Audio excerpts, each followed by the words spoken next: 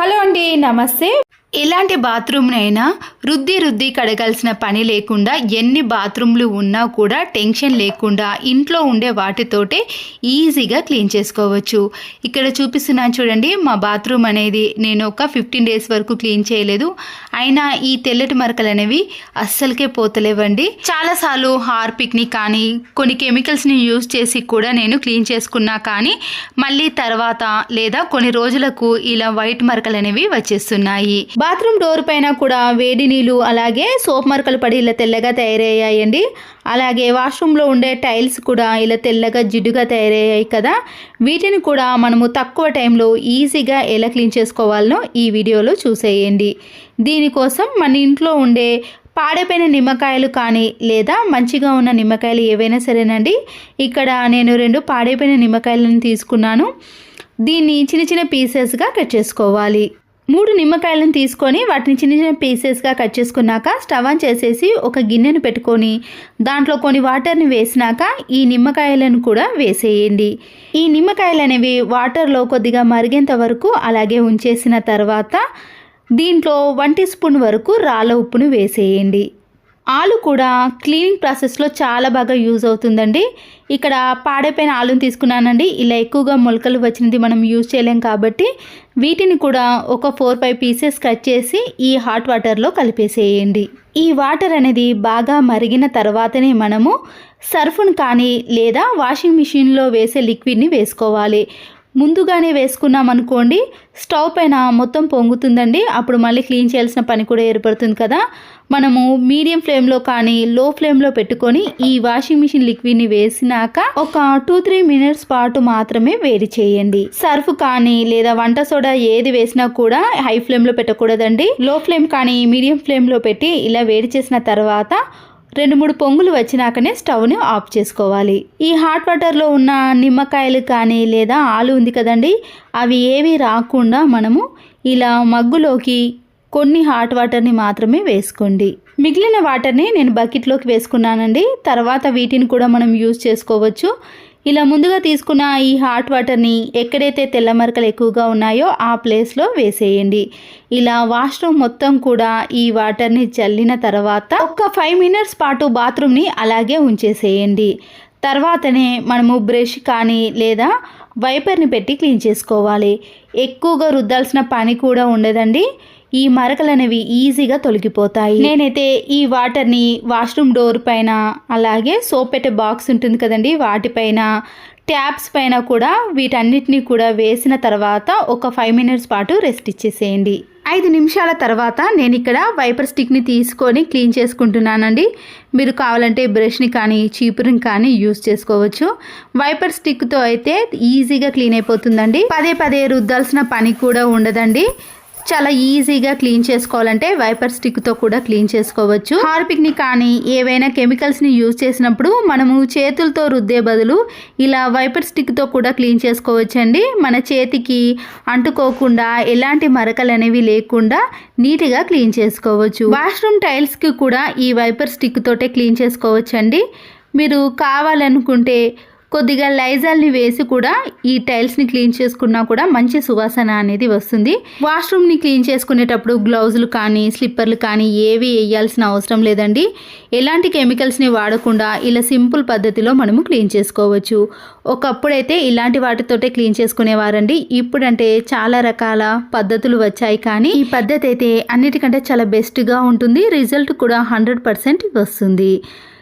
చూడండి, బాత్రూమ్ని క్లీన్ చేస్తున్నప్పుడే మనకి దాంట్లో ఉండే మురికి కూడా వచ్చేస్తుంది కదా. బాత్రూంలో ఉండే ట్యాప్స్ని కూడా చూసారు కదండి, తెల్లటి మరకలు ఎక్కువగా కనిపిస్తాయి కదా. వీటిని కూడా మనము అదే వాటర్ని కొన్ని వేసిన తర్వాత ఇలా స్క్రబ్బర్తో క్లీన్ చేసుకోవాలి. అప్పుడు ఈ ట్యాప్స్ కూడా చాలా నీట్గా కొత్త దానిలా కనిపిస్తాయి. మంచి షైనింగ్లోకి కూడా వస్తాయండి.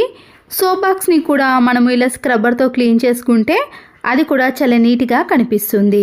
ఇప్పుడు బాత్రూమ్ని మనము వైపర్ స్టిక్తో క్లీన్ చేయలేం కాబట్టి బ్రష్ని కానీ చీపురు కట్టతో ఇలా పూర్తిగా క్లీన్ చేసుకోవాలి. మంచి సువాసన కోసం నేను ఇక్కడ కొద్దిగా లైజాల్ని వేస్తున్నానండి. మీరు కావాలంటే దీన్ని వేసుకోవచ్చు, లేదంటే స్కిప్ కూడా చేసుకోవచ్చు. ఇప్పుడు బ్రష్తో రుద్దేసామనుకోండి, ఎలాంటి మరకలైనా క్లీన్ అయిపోతాయి. ఇక్కడ రుద్దేటప్పుడు నురుగా రాదు, కానీ ఎలాంటి మరకలు అనేవి అస్సలకే ఉండవండి. మనము ఇక్కడ ఎక్కువగా సర్ఫును కానీ వాషింగ్ మిషన్ లిక్విడ్ని యూజ్ చేయలేం, కానీ నిమ్మకాయ రసంలో ఉండే సిట్రిక్ ఆమ్లం అనేది క్లీన్ చేయటంలో చాలా బాగా యూజ్ అవుతుంది. నేను ఇక్కడ ఆలును కూడా యూజ్ చేశాను కదండి. ఆలు అయితే నేను ఇంతకుముందు వీడియోలో వెనుక ప్యాన్కి నల్లటి మరకలు ఎక్కువగా ఉంటాయి కదండి, దాన్ని కూడా ఇలా హాట్ వాటర్లో వేసి క్లీన్ చేశానండి. అప్పుడు అయితే ఒక్క మరక కూడా కనిపించలేదు. ఈ ఆలు కానీ నిమ్మకాయలు అనేవి చాలా బాగా యూజ్ అవుతాయి. వాష్రూమ్ డోర్ని బ్రష్తో రుద్దకూడదండి, దానికి ఉండే పెయింట్ అనేది పోతుంది. ఇలా స్క్రబ్బర్ని కానీ లేదా స్పాంజ్ స్క్రబ్బర్లు ఉంటాయి కదండి, దాంతోటే మనము వాష్రూమ్ డోర్ని క్లీన్ చేసుకోవాలి. వాష్రూమ్లో ఉండే అన్నిటినీ రుద్దేసిన తర్వాత ఇప్పుడు ట్యాప్తో క్లీన్ చేసుకొని చూడండి, మీకు వాష్రూమ్ అనేది చాలా నీట్గా అద్దంలా మెరిసిపోతుంది. తర్వాత కూడా మీకు ఒక్క మరక కూడా కనిపించదండి. తెల్లటి మరకలు కానీ లేదా జిడ్డు పట్టిన మరకలు, గార పట్టిన మరకలు ఏవైనా సరేనండి, ఇలా నిమ్మకాయతోటి క్లీన్ చేసుకున్నారనుకోండి ఈజీగా క్లీన్ అయిపోతాయి. అంతే కదండి, పదే పదే బ్రష్తో రుద్దాల్సిన పని కూడా ఉండదు. మామూలుగా మనము ఇలా వైపర్ స్టిక్తో కానీ బ్రష్తో క్లీన్ చేసుకుంటే మరకలు అనేవి అన్నీ తొలగిపోతాయి. బాత్రూమ్ టైల్స్ పైన ఉండే తెల్లటి మరకలు కూడా మీకు కనిపించవండి, ఇలా నీట్గా కనబడుతుంది. తర్వాత మనము ట్యాప్ వాటర్తో బాత్రూమ్ అన్నిటిని క్లీన్ చేసుకున్నాం అనుకోండి, దాంట్లో ఉండే గారపట్టిన మరకలు కానీ ఎల్లో మరకలు ఏవైనా సరేనండి నీట్గానే క్లీన్ అయిపోతాయి. చూడండి, బాత్రూమ్ని క్లీన్ చేసుకోవడానికి కూడా మనకి ఎక్కువ టైం పట్టదండి. ఇలా తక్కువ టైంలో మనం ఎన్ని బాత్రూమ్లు అయినా క్లీన్ చేసుకోవచ్చు. బాత్రూమ్ కూడా ఎలాంటి బ్యాడ్ స్మెల్ లేకుండా మంచి సువాసన అనేది వస్తుందండి. బాత్రూమ్ క్లీన్ చేసేటప్పుడు కొద్దిగా లైజల్ని కానీ కంఫర్ట్ని వేసి క్లీన్ చేసుకుంటే బ్యాడ్ స్మెల్ అనేది అస్సలకే రాదు. చూసారు కదండి, వాష్రూమ్ యొక్క టైల్స్ని కానీ ట్యాప్స్ని కానీ డోర్ని కానీ సోప్ బాక్స్ని కానీ ఎన్నైనా సరేనండి, మీరు సింక్ని కానీ ఎలా క్లీన్ చేసుకోవాలన్నా కూడా ఈ నిమ్మకాయ రసంతో క్లీన్ చేసుకుంటే తెల్లటి మరకలు అనేవి అస్సలకే కనిపించవు. ఇప్పుడు చూడండి, ఇంతకుముందు క్లీన్ చేయనప్పుడు ఎలా ఉందో, క్లీన్ చేసిన తర్వాత వాష్రూమ్ అనేది ఎంత నీట్గా అద్దంలో మెరిసిపోతుంది కదండి. అంతేకాకుండా మీకు ఒక్క మరక కూడా కనిపించదు.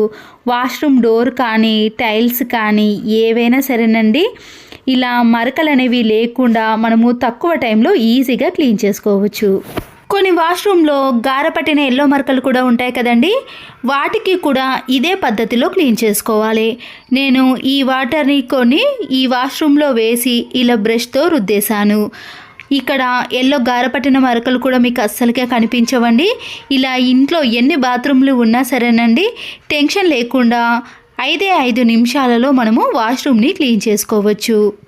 ఇలాంటి వాటి కోసం కెమికల్స్ని యూజ్ చేయడం కంటే మన ఇంట్లో ఉండే వాటితోటే తక్కువ డబ్బులు ఖర్చు పెట్టి లేదా పాడైపోయిన వాటితోటే కూడా క్లీన్ చేసుకున్నా కూడా మనకి పైసా ఖర్చు లేకుండా వాష్రూమ్ని ఇలా సింపుల్గా క్లీన్ చేసుకోవచ్చు. ఇక్కడ నేను తక్కువ టైంలో ఇంట్లో ఉండే 2 బాత్రూమ్లను కూడా వెంటనే క్లీన్ చేసుకొని చూపిస్తున్నానండి. వీడియో లెంతీ అవుతుందని ఇలా క్లీన్ అయిన తర్వాతనే మీకు ఈ వాష్రూమ్ని చూపిస్తున్నాను. ఇక్కడ కూడా గారపట్టిన మరకలు ఎక్కువగా ఉండేనండి, వాటిని కూడా ఇలా సింపుల్ పద్ధతిలోనే క్లీన్ చేసుకున్నాను. వాష్ బేసిన్ కానీ సింక్ కానీ ఏవైనా సరేనండి నీట్గానే క్లీన్ అయిపోయాయి.